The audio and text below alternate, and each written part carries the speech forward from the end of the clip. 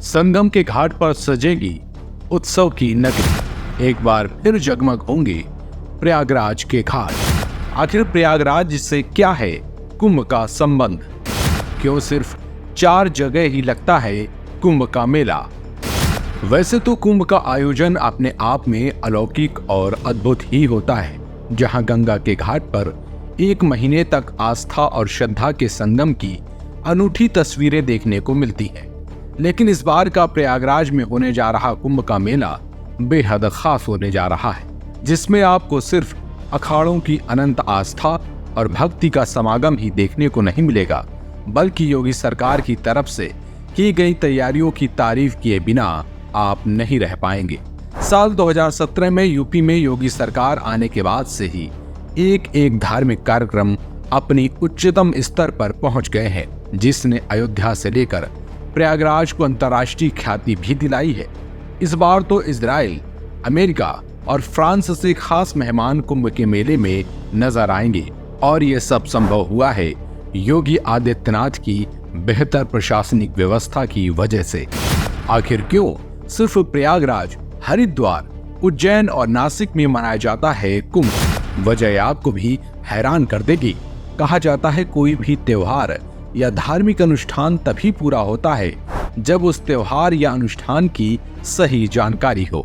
ऐसे में कुंभ स्नान करने वाले हजारों नहीं बल्कि लाखों करोड़ों लोग गंगा के नीर में आस्था की डुबकी लगाते हैं। लेकिन ज्यादातर लोगों को कुंभ का वो इतिहास पता नहीं होता कि आखिर क्यों और किस लिए कुंभ मेले की शुरुआत हुई, और सिर्फ 4 जगहों पर ही कुंभ का मेला क्यों लगता है।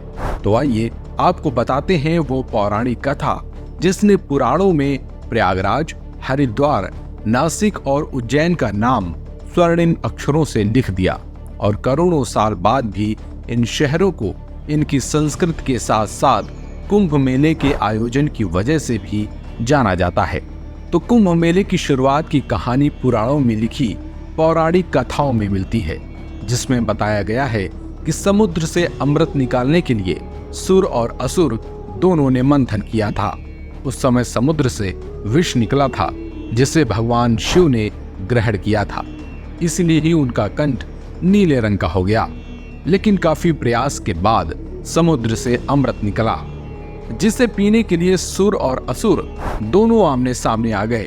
पुराणों में जिक्र है कि उस अमृत कलश के लिए सुर और असुर में युद्ध हुआ, जिसके चलते भगवान विष्णु ने अपने वाहन गरुड़ को अमृत के घड़े की सुरक्षा का काम सौंप दिया था। गरुड़ जब अमृत को लेकर उड़ रहे थे, तब अमृत की कुछ बूंदें 4 स्थानों प्रयागराज, हरिद्वार, उज्जैन और नासिक में गिर गईं। तभी से हर 12 वर्ष बाद इन स्थानों पर कुंभ मेले का आयोजन होता है। मान्यता है कि देवताओं और असुरों के बीच 12 दिवसीय युद्ध हुआ, जो मानव वर्षों में 12 वर्षों के बराबर माना गया है। इसलिए हर 12 साल में कुंभ का आयोजन होता है।